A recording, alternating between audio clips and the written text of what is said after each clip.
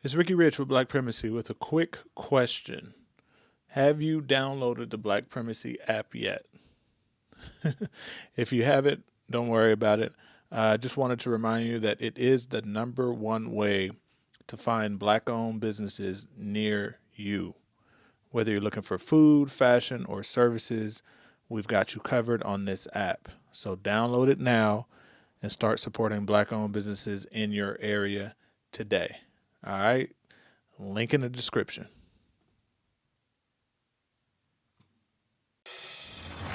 Now to a News Nation exclusive investigation into a secret government experiment that was carried out in St. Louis. Residents tell us they still remember a mysterious fog. Children would run through it. Mothers would try and close their windows against it. For decades, they all had questions, and now we're seeking answers. The United States Army now admits that it sprayed a chemical that contained cadmium, a known carcinogen, on a neighborhood of more than 10,000 people. Critics say this was done with no warning and no consent. Well, tonight we return to the site of that demolished neighborhood and speak with former residents who believe the government turned them into human test subjects. Although the Army admits that the test happened, it is not admitted to harming the residents. News Nation's Natasha Zuvez investigates what was in the fog and why the truth may still be buried. The fog drifted through the streets like a ghost. That's exactly what it looked like, a thick fog. It was summertime and it was hot. We would just run through it as fast as we could and try to just cool ourselves off. It stuck to you. The spray was so foul as far as the odor. It made some of us have headaches, nausea, dizziness. That's what I remember. It made me sick. It wasn't the weather. It was an eerie smoke descending from rooftops, rolling from the backs of trucks. Regular flatbed truck, but it had a big machine on the back. And it had a big nozzle that really sprayed a fog you couldn't even see through. It was that thick. And it really, we felt it as it would adhere to our skin. And as far as the guys on top of the buildings, they tried to portray them to us as maintenance workers. But we was like, what is a maintenance worker doing? And basically a hazmat suit. And they had masks and goggles. In the 1950s and 60s, in secret, the U.S. Army sprayed zinc cadmium sulfide into the air of a St. Louis housing project, a largely Black neighborhood called Pruitt-Igoe. It was a lose-lose situation for us in Pruitt-Igoe. We were subjects. We were subjects. They didn't ask for our permission. We didn't ask for them to spray us. My government used me like I was a guinea pig. We're standing at where Pruitt-Igoe used to be here in St. Louis, and it's hard to believe more than 10,000 people used to live here. As we bring our drone up, you can see it's mostly just an empty lot now, overgrown with trees. This used to be filled with 33 high-rise buildings. It was all demolished in 1976. And according to the National Research Council, St. Louis was chosen for spraying experiments because it had similar characteristics to Soviet targets like Moscow in terms of population density and terrain and proximity to a river. The government now admits to a secretive series of Cold War tests, including one dubbed large area coverage. More than 30 tests conducted across the U.S. and Canada, spraying zinc cadmium sulfide from planes, rooftops, and vehicles to simulate how a biological attack might spread, all to prepare for potential warfare against the Soviets. Many of us been in the military and had top secret clearances. We know how it works. We have died for America. We have fought for America. You are a veteran. I am United States Air Force veteran. Dr. Starks, you're a veteran as well, isn't Yes, I am. I'm an Air Force veteran also. Is there a sense of betrayal here? Definitely, definitely. They want to know if those secret tests have anything to do with what they're observing with their own eyes. I lost my two older siblings to cancer. I lost a brother last month. I've been diagnosed recently with a rare form of lymphoma. I had cancer of the left kidney, had partial removal of my left kidney. News Nation reached out to the Army for answers. They provided a one-page response. It says the Army's own Center for Health Promotion and Preventive Medicine investigated in 1994 and found inhalation exposure would not pose a health risk. They also cite later corroborating reviews, including a 1997 review by the National Research Council. Perhaps they assumed we wouldn't read the NRC's 380-page report, but we did, and the Army's statement doesn't show the full picture. In that 1997 review, the National Research Council explicitly says repeated exposure to zinc cadmium sulfide can cause kidney or bone toxicity or lung cancer if levels are high enough. And they admitted they couldn't fully assess the risk. Why? Because some Army records remain classified, it says, for national security reasons. More troubling, key Army exposure records were missing, and when the NRC asked the Army to supply them, the Army said it couldn't find them. Finally, the NRC considered conducting its own study, but concluded it wasn't feasible. In short, it did not test the site, collect samples, or test residents, and they didn't have access to all the data. Their review was based on what the Army gave them, and what the Army either could not find or withheld. The Army ends its statement to News Nation by saying, quote, none of the reports contained evidence of a radioactive component to the zinc cadmium sulfide dispersion tests. Residents say the secrecy and delays are no accident. They're waiting us out. They're waiting on all of us to die. But that's not even the whole story, as residents demand to know what else could have been in that spray. They have not come clean with what was in there. Do you believe that it was just zinc cadmium sulfide in that spray? No. No. We go to the source, a researcher who has spent decades declassifying government documents about these tests. Do you believe the U.S. government sprayed some kind of radioactive material on the residents of St. Louis? I believe that they did. And the government's surprising response to our request to declassify information. I mean, what the hell? Plus, renowned activist Erin Brockovich weighs in. Do you think there's been a lie here, a cover-up here? It sure looks that way. The residents are asking for an apology from the government for being experimented on. They are asking for compensation, for health studies for themselves and their children. They're also asking for transparency. They want the government to release all the documents about the spraying.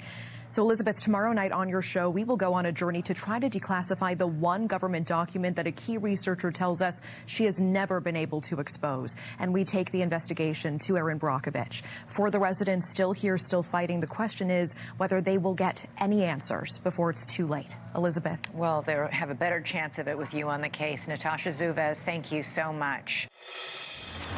In part one of our News Nation investigation last night, we uncovered a mysterious fog that once drifted through a St. Louis neighborhood, one that residents still remember decades later.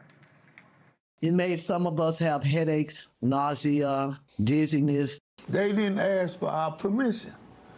We didn't ask for them to spray us. My government used me like I was a guinea pig. They're waiting us out. They're waiting on all of us to die. The government admits it sprayed a chemical that contained cadmium, a known carcinogen, critics say without warning and without consent. They sprayed it on a neighborhood of more than 10,000 people, but now years later, residents are getting sick, some with rare forms of cancer, and they're asking what else might be hidden from them. Specifically, what else could have been in that spray? News Nation's Natasha Zuvez picks up the investigation from here. We're on our way to meet with a researcher right now who has dedicated her career, decades, to declassifying documents and trying to figure out what exactly happened here in the city of St. Louis and what exactly was in that spray. Across the country, the government conducted secret Cold War experiments in plain sight. It was so secretive that we're really just now sort of digging out from underneath us to try to understand the scale of it. And Dr. Lisa Martino-Taylor helped uncover many of them. We know that they were giving radioactive cocktails to pregnant women. We know that they were feeding radioactive oatmeal to children in state schools. They've admitted to those things, and they won't release the material related to St. Louis. It's true. American children in state-run institutions like the Fernald School were fed radioactive oatmeal as part of studies by MIT sponsored by the Atomic Energy Commission. You can see some of the documents Dr. Martino Taylor worked to gather and declassify on MIT letterhead describing experiments on human subjects. The children, some of them orphans, were told they'd be joining a science club. They were promised a quart of milk a day, a trip to a baseball game, to the beach. A copy of the 1994 congressional hearing shows those children, now grown, describing being told the oatmeal was just vitamins and recalling the health problems that followed: lumps on my arms, my stomach. Pregnant women were also unknowingly given radioactive iron at top hospitals in Tennessee and California to study how radiation crossed the placenta, some later reporting miscarriages, illness, or birth defects. A class action lawsuit resulted in a settlement in the 90s. Do you believe the U.S. government sprayed some kind of radioactive material on the residents of St. Louis? I believe that they did. There's so much contextual evidence that points that way, and I spent years looking at this. She says her research reveals the men who designed and oversaw the St. Louis experiments were some of the top experts in radioactive weapons. We know that the people who designed the study, who oversaw the study, these were all the radiological weapons experts who were looking at open-air radiological weapons. One of them, Brigadier General William Creasy, was head of the Army Chemical Corps, the very branch leading America's secret radiological weapons program during the Cold War. He brought in a scientist named Philip Layton, who was the Army's leading authority on using radioactive particles in aerosol form, fog-like clouds designed to drift over enemy terrain. So the very man who designed this spraying experiment in St. Louis was an expert in using radioactive fog against the enemy. Yes, he was the expert, the expert. Then she says there's the timing. They were looking for a city to test their offensive weapons program.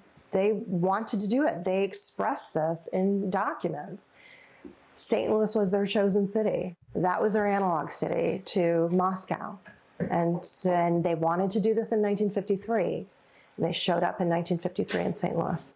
But there's one document Dr. Martino Taylor has never been able to unearth. It's still classified. The Joint Quarterly Reports detail the spraying experiments, all written by Layton himself. The last one is missing. It's called Joint Quarterly Report 5, and we tried to get it.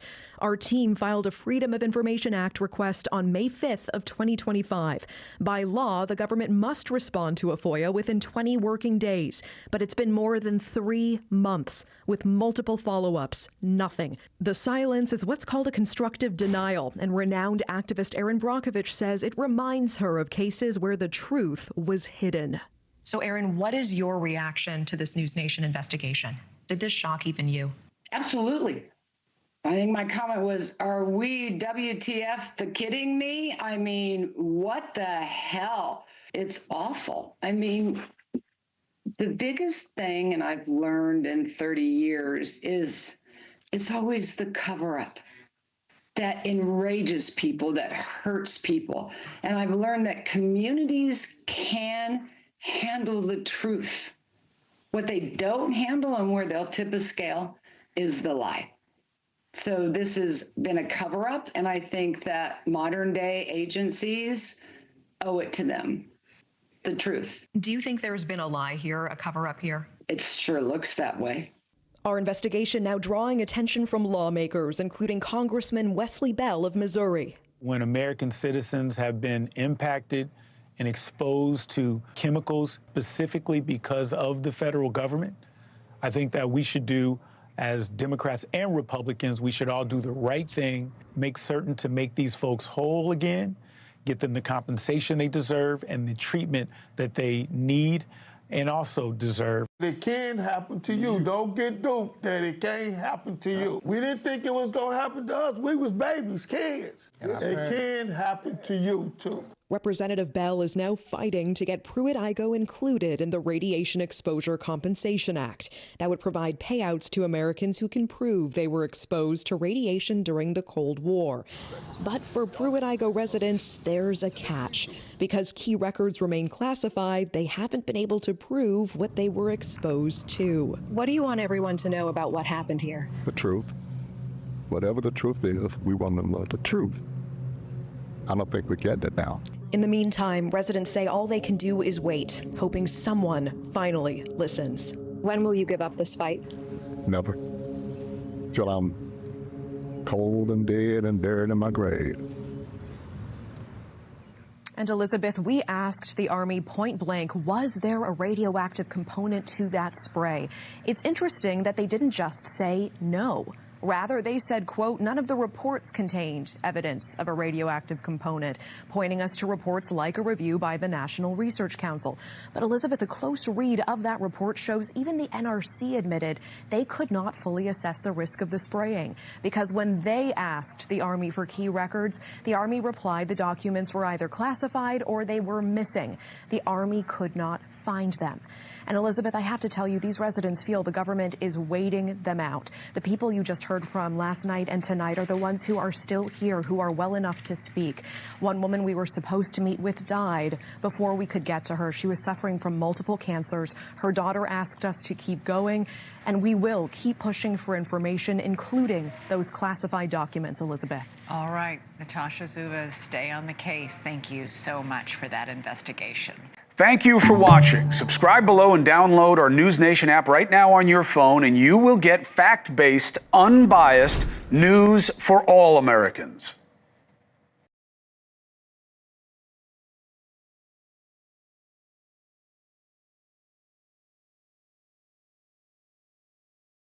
All right, I hope you enjoyed the video. Please check out the other content that we have on this channel. But before you go, I wanted to remind you again not to forget to check out the Black Primacy app.